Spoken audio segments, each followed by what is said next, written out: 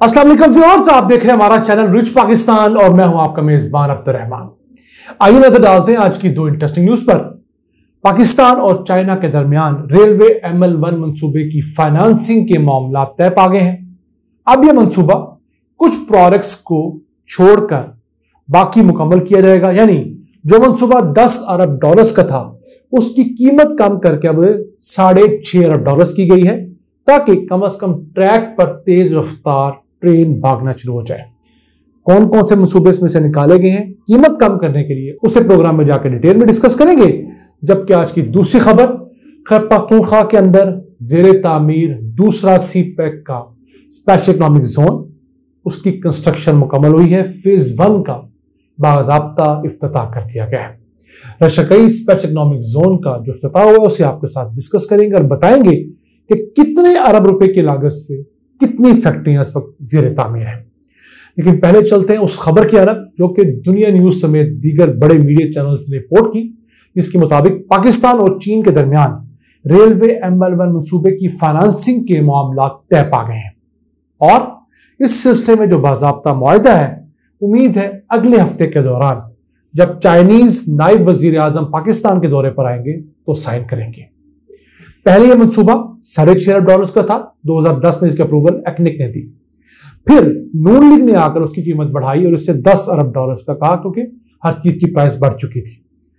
अब चूंकि पाकिस्तान इतनी बड़ी फाइनेंसिंग ले नहीं पाएगा, हमारे पास बहुत ज्यादा आगे कर्ज है और चाइना देना नहीं चाहता, हल यह निकाला गया कि कुछ चीजें इसमें से निकाल दी जाएं और इसकी कीमत कम की जाए।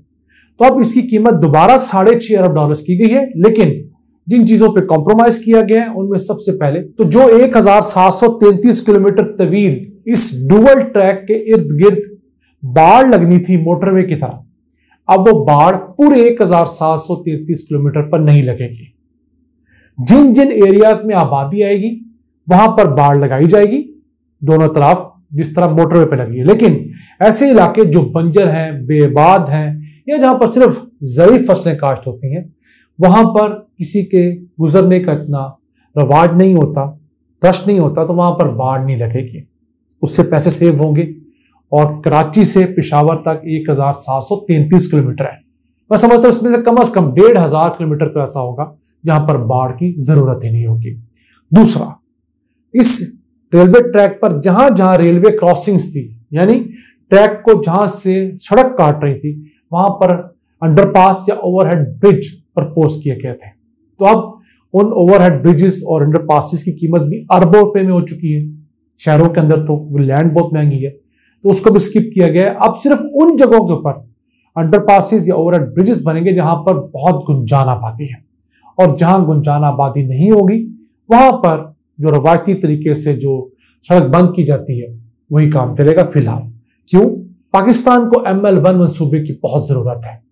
ये पाकिस्तान के लिए एक बहुत बड़ा स्टेप होगा इन द राइट डायरेक्शन। तो उसके लिए हमें ये कड़वा घूंट फिलहाल पीना भी पड़े तो हम पीने, फ्यूचर में जाकर जब हमारे कुछ हालात बेहतर होते हैं तो हम इसको दोबारा फेंस कर सकते हैं, बाड़ लगा सकते हैं, अंडरपासेस, ओवरहेड ब्रिजेस बना सकते हैं। तो ये दो बड़ी चीजें जो है इन पे कॉम्प्रोमाइज किया गया, जिससे कहा जा रहा है कि $3.5 अरब की लागत कम हुई है। इस रेलवे ट्रैक पर 140 किलोमीटर फी घंटा से 160 किलोमीटर फी घंटा की रफ्तार तक ट्रेन दौड़ सकेगी। फिलहाल ये एवरेज जो है वो 60 से 80 किलोमीटर फी घंटा है। मैं समझता हूं अगर पाकिस्तान में ट्रेन की स्पीड डबल हो जाती है तो ये भी बहुत बड़ा मार्का है और इस ट्रेन का किराया बहुत ज्यादा नहीं बढ़ेगा। अगर हम बुलेट ट्रेन पे जाते हैं तो जो कीमत हमारे बुलेट ट्रेन की टिकट की होगी उतने का तो हवाई जहाज का टिकट पाकिस्तान में मिल जाया करेगा। तो हमारे यहाँ वायबल नहीं है। हमारे यहाँ इसको कोशिश करके 160 से 180 तक ले जाए, दैट्स एनफ। क्योंकि हमारी आबादी की बड़ी अक्सरियत जो ट्रेन यूज करती है उनके पास इतने वसाइल नहीं कि वो बहुत महंगी टिकट अफोर्ड कर सकें।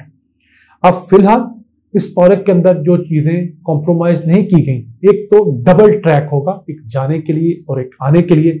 फिर सिग्नल्स और टेलीकम्युनिकेशन का मॉडर्न ट्री निजाम जो है वो इसमें नाफिज किया जाएगा, इसके अंदर अप्लाई किया जाएगा। पाकिस्तान इस प्रोजेक्ट के अंदर 15% हिस्सा डालेगा, जबकि चाइना इस प्रोजेक्ट के अंदर 85% हिस्सा डालेगा। यानी फाइनेंसिंग में पाकिस्तान 15% डालेगा और पाकिस्तान ऑब्वियसली रुपयों में डालेगा। जो चीज पाकिस्तान से प्रोक्योर की जानी है, जो यहां से परचेजिंग होनी है लेबर की या मटेरियल की, वो 15% पाकिस्तान देगा। बाकी चीजें जो है वो चाइना पाकिस्तान को देगा। अब समझ लीजिए $450 मिलियन या उसके बराबर रुपया पाकिस्तान इन्वेस्ट करेगा और $5.5 अरब या उसके बराबर युआन करेंसी चाइना पाकिस्तान को देगा, जिससे ट्रैक का सामान, जिससे लोकोमोटिव खरीदे जाएंगे और मशीनरी खरीदी जाएगी। बाकी जो सेटअप है फिलहाल वो अभी वाला जो रेलवे ट्रैक है उसी का इस्तेमाल किया जाएगा। मसलन जो हमारे बड़े बड़े रेलवे स्टेशन हैं और दूसरा इंफ्रास्ट्रक्चर, उसको कुछ बेहतर जरूर किया जाएगा, लेकिन यूज उसी को किया जाएगा। आइए चलते हैं आज की दूसरी हम खबर की अलग। रशकई में स्पेशल इकोनॉमिक जोन का दूसरा इंडस्ट्रियल एरिया बन रहा था, उसका फेज 1 कंस्ट्रक्ट किया जा रहा था। वहां पर पाइपलाइंस बिछ रही थी, बिजली के टावर्स लग रहे थे, तो वो फेज 1 मुकम्मल हो गया है। वैसे रशकई स्पेशल इकोनॉमिक जोन 1000 एकड़ के ऊपर मुहित होगा, उसमें से फिलहाल 247 एकड़ को डेवलप कर दिया गया है और उस 247 एकड़ में तकरीबन 50 के करीब मुख्तलिफ छोटे बड़े कारखाने आने हैं। अब तक 18 कारखाने यहां आ चुके हैं, जिनमें से 7 बड़े कारखाने अंडर कंस्ट्रक्शन है और मजमूई तौर पर 85 अरब रुपए की इन्वेस्टमेंट इस वक्त इन 18 कारखानों में हो रही है। अभी इसके 2 फेज रहते हैं। ये जो एक स्पेशल इकोनॉमिक जोन होगा 1000 एकड़ के ऊपर, ये $2 अरब की फॉरेन डायरेक्ट इन्वेस्टमेंट लाने का पोटेंशियल लगता है और नौकरियां भी तकरीबन 2 से 2.5 लाख इसकी वजह से क्रिएट होंगी। ये नौशहरा के अंदर वाक़ है, इस्लामाबाद से 90 किलोमीटर, पेशावर से 60 किलोमीटर और अज़ा खेल की ड्राई पोर्ट से ये 40 किलोमीटर की मुसाफत पे है। ड्राई पोर्ट्स क्योंकि इंडस्ट्रियल एरियाज के लिए बहुत जरूरी होती हैं, तो आप समझ लीजिए जो लोग लाहौर रहते हैं, लाहौर से शेखपुरा जितना तकरीबन फासला है इसका ड्राई पोर्ट का, बहुत थोड़ा फासला कंसीडर किया जाता है जो कि बड़े बड़े फ्रेट के लिए होता है। पाकिस्तान में इस वक्त तक वैसे तो 35 स्पेशल इकोनॉमिक जोन्स हैं जिनकी अप्रूवल दी जा चुकी है। उनमें से 4 स्पेशल इकोनॉमिक जोन जो है वो सीपैक के अंडर है। बाकी कुछ वफाकी हुकूमत पहले से चला रही थी, कुछ सूबाई हुकूमतें पहले से चला रही थी। तो स्पेशल इकोनॉमिक जोन का फायदा ये होता है, यहाँ पर जो भी फैक्ट्री लगती है उसे 10 साल के लिए टैक्स की छूट दी जाती है। इसके अलावा उसने जितनी मशीनरी इंपोर्ट करनी होती है उसे टैक्सेस और लेवीज से मुबर्रा किया जाता है, तो कॉस्ट ऑफ सेटअप बहुत कम हो जाती है। पाकिस्तान में बहुत बड़ा पोटेंशियल है अगर हम अपने स्पेशल इकोनॉमिक जोन्स डेवलप कर लें। हमारे मसाइल ये हैं कि स्पेशल इकोनॉमिक जोन्स हमने नोटिफाई तो कर दिए, वहां बिजली का कनेक्शन नहीं है। अगर बिजली का कनेक्शन है तो ट्रांसफार्मर नहीं है, फिर गैस का कनेक्शन नहीं है और पानी के मसाइल हैं, या पानी भी है तो पानी यूज होने के बाद जो पानी वो फैक्ट्री निकालेगी उसको फिल्टर रिसाइकल करने का प्रोसेस नहीं है। ये 4-5 ऐसे बड़े इश्यूज हैं जो पाकिस्तान के अंदर स्पेशल इकोनॉमिक जोन्स की रफ्तार को स्लो किए हुए हैं। और इसके साथ साथ 1-2 टैक्सेस के इश्यूज भी ऐसे हैं जहां पर हुकूमतों को तवज्जो करनी चाहिए, क्योंकि चाइना बड़ी तादाद में अपनी industries Cambodia, Sri Lanka, Vietnam, Bangladesh shift कर रहा है।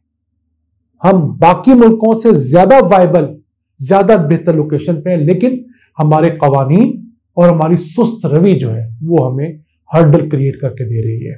उम्मीद करते हैं कि इलेक्शंस अक्टूबर-नवंबर में होंगे इसी साल, और उसके बाद फेयर फ्री इलेक्शंस की सूरत में जो हुकूमत आएगी वो इन चीजों पर फोकस करेगी ताकि पाकिस्तान में जॉब्स क्रिएट हो, यहाँ से एक्सपोर्ट्स बढ़े, हमारी इंपोर्ट सब्सिट्यूट हो और हम अपने कदमों पे खड़े हों। आज के इतना ही। अपने मेजबान अब्दुल रहमान को इजाजत दीजिए। अल्लाह ने के बाद।